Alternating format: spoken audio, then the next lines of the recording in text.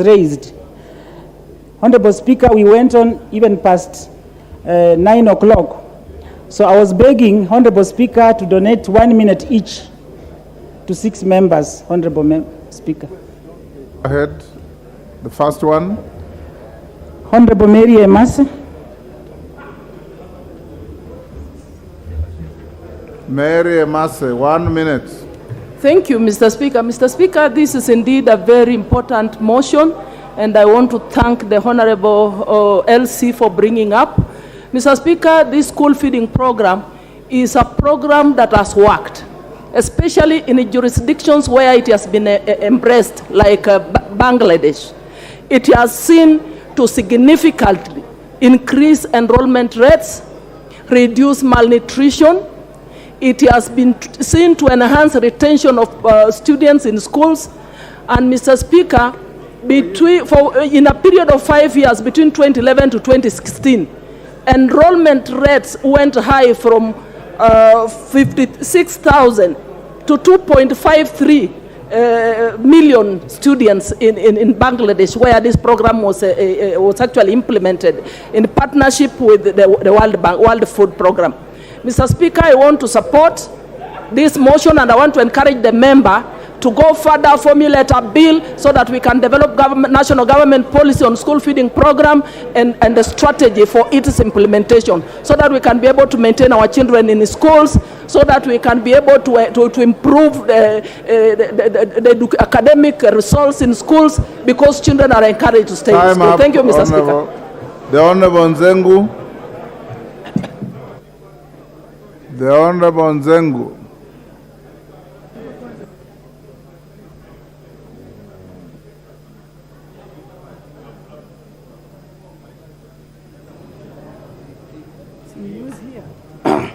Thank you, Mr. Speaker. I want to first, from the onset, thank Mheshimiwa Honorable Elsie for giving me 1 minute to add my voice on this motion on school feeding program. And in supporting this motion, I want to indeed underscore the importance of school feeding program, because some of us are in this parliament and got our education, because those years when we were young in primary school, we used to get feeding in the schools. Those who were there during the Moi era, the school milk program, and very many people who come from areas like where I come from, have been able to get their education through support from school feeding program. So I support. Thank you. The Honorable Gadambi. Thank you, Mr. Speaker, sir. Allow me to thank you, Honorable Elsie, for coming up with a very good motion. Mr. Speaker, sir, it is good also to remember in this country right now, we are suffering drought in different corners of this country. We have students who are not going to school, Mr. Speaker, sir, because there's a lot of problem on matters of food insecurity. Therefore, Mr. Speaker, sir, I stand to support the motion, because some of us come in some constituencies where some students cannot go in school. Mr. Speaker, sir, as I stand here, I come from Joro constituency, where I have some wants, where some students cannot attend schools because of lack of food. Therefore, Mr. Speaker, sir, I'm standing here to support the motion, because when we make sure that there is a feeding program in school, we are also emphasizing on healthy diet. Next, the Honorable Zambia. Thank you, Honorable Speaker, for the opportunity.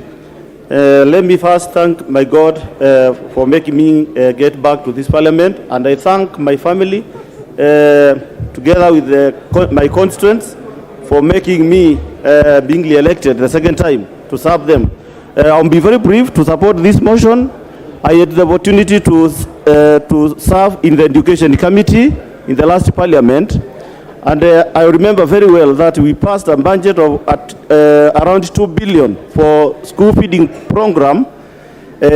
What I am urging the government is that we should move very fast to settle and disperse those funds to the schools before they close. That is, all the other areas, all the schools were considered. So I think it is the best time now for the government to release those funds so that we can keep the students in school. Thank you, Honorable Speaker. The Honorable Malulu Injendi. Thank you, Mr. Speaker. I want to congratulate LC for this motion. It is really timely. Mr. Speaker, I remember myself, those who sat for the CPE exams. We had a milk program in our schools, 1970s, which actually enticed some of us to remain in school because every day we were taking milk. So I second this motion that is timely for most of the Kenyans, because I know what's happening in most of our schools. Currently, parents are paying money to have this program in their schools, and those parents who are not able to pay, Mr. Speaker, it is so embarrassing, it is so dehumanizing that those students, pupils who have not paid, are kept in the field, not eating, whereas those who have paid eat. So this is really timely. Thank you. There is a point of order. Yes, Mheshimiwa. Give the honourable member the mic. Mr. Speaker, I rise on point of order in line with Standing Order number 107C to just inform you, because the Speaker has no eyes and has no ears, that the level of consultation in the House is too disruptive for us to follow the proceedings of the House. Thank you, sir. Indeed, honourable members, I did already say that you are conversing in too loud voices, making it difficult for those interested in the debate to follow. Try and lower your tones in your conversations. Malulu Injendi, are you finished? So, Mr. Speaker, if this program can be taken over by the government, that we have a systematic way of ensuring that there's food in schools, most of our pupils will remain in school, they will be held in school and they will study. And most of the families that suffer are families from the poor families. And interestingly, these are the families that bear bright children. Thank you, Mr. Speaker. The Honorable Kombe.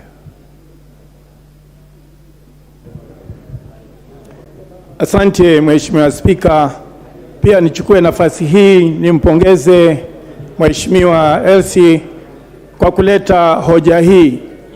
Mheshimiwa Spika, ni wazi na ni dhahiri kwamba shule nyingi hasa za msingi, watoto wengi huwa wanaacha kuendelea na masomo kwa ajili ya janga hili la njaa.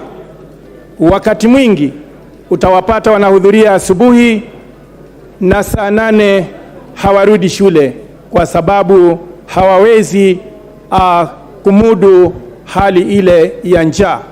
Na wale wachache watakaoweza kurudi shuleni pia vile vile, Mheshimiwa Spika, utawapata wanalala, hawana wakati wa kuweza kusikiza kwa makini na kupata yale wanayofundishwa. Mheshimiwa Spika, ningeomba tu mara mswada huu unapopita, Mheshimiwa Spika, ile kamati ya utekelezaji wa miswada kama hii ikaweze kuchukua hatamu na ikaweze kuhakikisha ya kwamba mswada huu unatekelezwa. The Honorable Omanyo.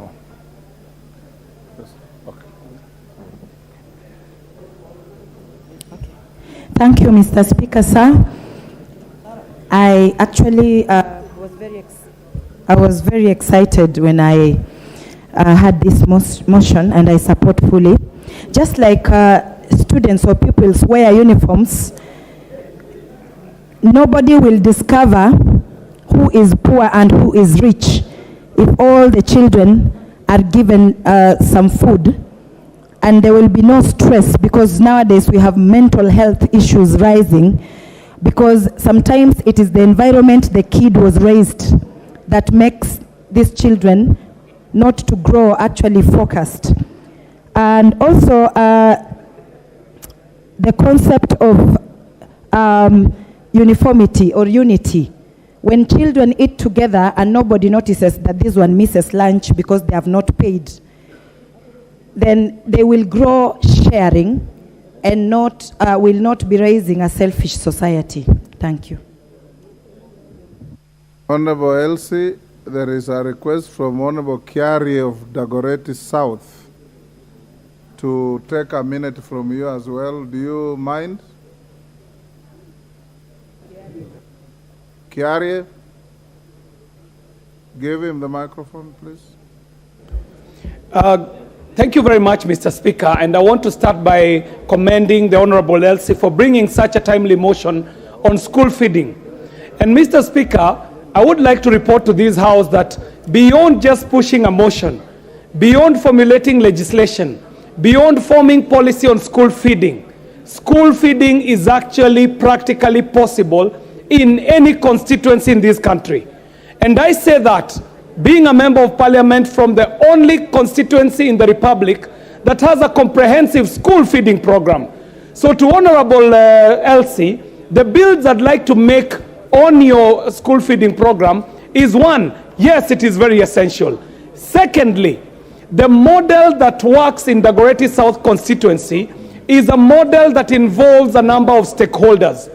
For starters, as the Dagoretti South constituency NGCDF, we built a central kitchen in one of the schools in the constituencies.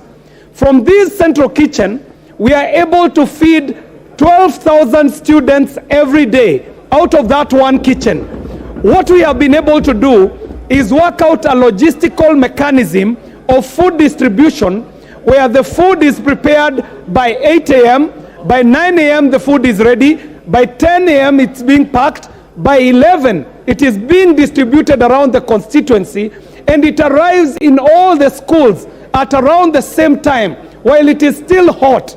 Now what we have done is that we have dismantled the food cartels in the constituency. Your time is up. How do the food Your time is up.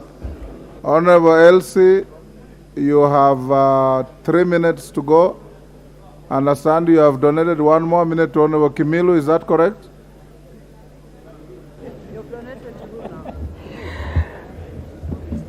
Yes, Mr. Speaker. Honorable Kimilu, when he finishes, you now close your debate.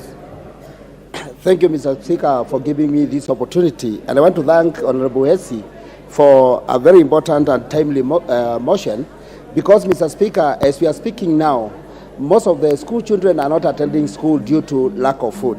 Mr. Speaker, I think this is a very, very important motion, and I support, because I know, as where I come from, Kaiti now, I'm getting calls every day from the parents, teachers, and also the community due to the anger, because, Mr. Speaker, as we are speaking now, the drought is persisting and children are suffering. So I support and thank you, Honorable Mwanda, for a very important motion.